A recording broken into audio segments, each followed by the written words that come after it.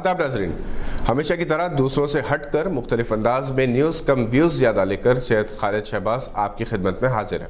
आपसे गुजारिश है कि हमारे इस चैनल को सब्सक्राइब कीजिए और बेल आइकन दबाना ना भूलें और लाइक को भी क्लिक करें। शुक्रिया। CA, NPR और NRC के खिलाफ तेलंगाना में करारदाद की मंजूरी और चीफ मिनिस्टर KCR की तकरीर का मुल्क और बैरून मुल्क में मुक़ीम सेकुलर अवाम ने खैर मक़दम किया है। मिस्टर KCR के इस तयक़ुन पर के NPR को रोकने के लिए सबसे बेहतर पॉलिसी अपनाई जाएगी। तारिकीन वतन ने उम्मीद जाहिर की है कि दूसरी रियासतें भी तेलंगाना जैसा मौक़िफ़ इख्तियार करेंगी। कांग्रेस और बाज़ दूसरी जमातों ने अगरचे कि ये कहा है कि मिस्टर KCR की जानिब से मंजूरा करारदाद में बहुत सारी बातें वाज़ेह नहीं है कि आया वो यहाँ NPR पर अमल करेंगे या नहीं। इसके अलावा ये ज़रूरी है कि वो इस सिलसिले में बाकायदा अहकाम जारी करें ताकि अवाम के जहनों में जो शकूक व शुबहात है वो दूर हो सके।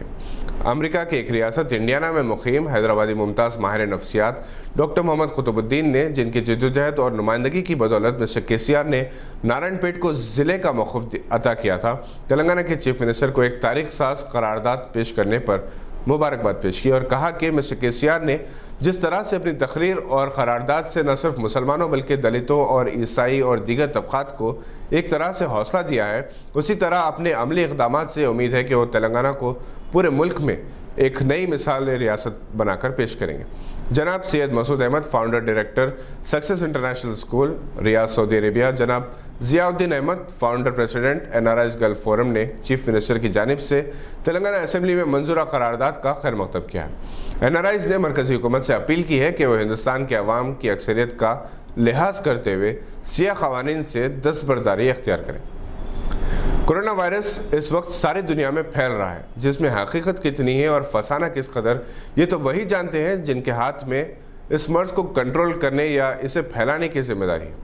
वैसे इन दिनों सोशल मीडिया पर एक एनालिसिस बहुत ही पॉपुलर हो रहा है जिसमें यह बताया गया कि कोरोना वायरस का राज क्या है।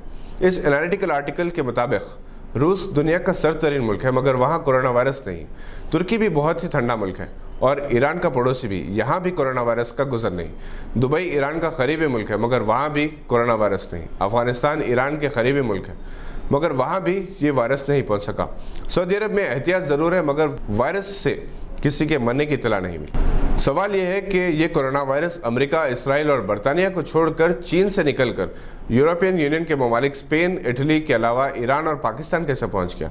इसलिए कि चीन को माशी सुपर पावर बनने से रोकना था और ये काम अमेरिका अकेले नहीं कर सकता था, चुनांचे इसने पहले चीन को निशाना बनाया और फिर ये वायरस इटली, फ्रांस, जर्मनी और फिर ईरान तक पहुँच गया।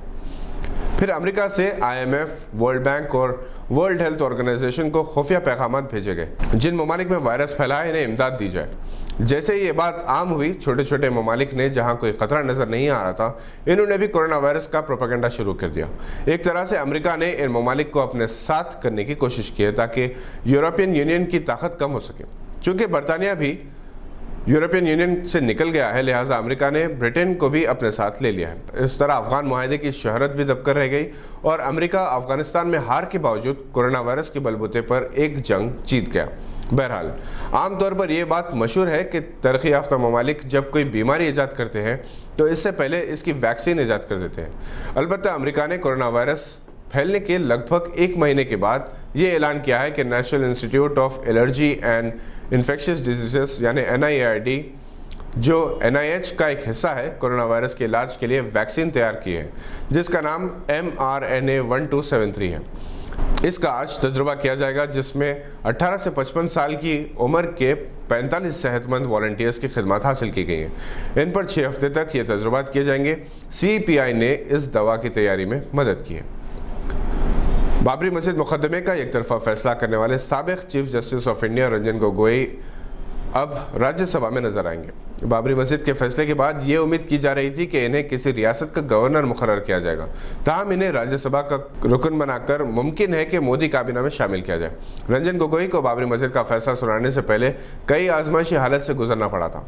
इनके खिलाफ सुप्रीम कोर्ट की एक खातून मुलाजिमा की जानिब से बदसलूकी के इल्ज़ामात का सामना भी था मगर इन्हें क्लीन चिट दी गई और रंजन गोगोई के रिटायरमेंट के कुछ अरसे बाद उस खातून मुलाजिमा को, जिसे मुलाजिमत से निकाल दिया गया था, दोबारा तकर्रुर कर दिया गया। बैरिस्टर असद अवैसी ने रंजन गोगोई के नॉमिनेशन पर कहा कि क्या मुआवजा मिला है इन्हें, आवाम को अब किस तरह से जुडिशरी की आज़ादी पर भरोसा होगा। अपोजिशन जमातों ने भी गोगोई के तकर्रुर पर एतराज़ किया है। यहाँ ये बात काबिल ज़िक्र है कि आसाम में NRC के अमल में रंजन गोगोई के वालिद केशव चंद्र गोगोई ने अहम रोल अदा किया था।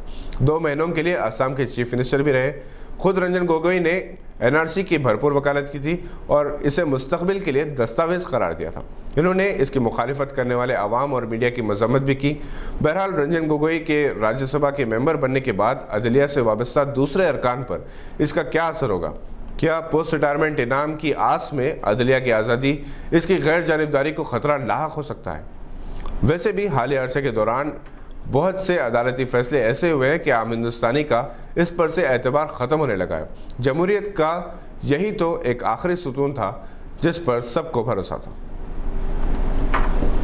कोरोना वायरस के खौफ से तालीमी इदारे बंद कर दिए गए हैं और जिन तालीमी इदारों ने सरकारी अहकाम की खिलाफ वर्जी की है इन्हें नोटिस जारी कर दिए गए हैं। शॉपिंग मॉल्स, फंक्शन हॉल्स को भी 15 दिन के लिए बंद कर दिया गया है, जिससे लाखों गरीब आवाम जो डेली वेजेस पर काम करते रहे बेरोजगार हो गए हैं। अवाम के पास गोशों से हुकूमत से मुतालबा किया जा रहा है कि इनका रोज़गार बहाल होने तक या तो रोज़ाना बेरोज़गारी अलाउंस दिया जाए या फिर इन्हें इनके आधार कार्ड या वाइट राशन कार्ड की बिना पर 15 दिन का राशन फराहम किया जाए, क्योंकि कोरोना वायरस कितना ख़तरनाक है इसका अंदाज़ा अलबत्ता गरीब घरानों में मासूम बच्चों, ज़ईफ़ लोगों की भूख इससे ज़्यादा ख़तरनाक है।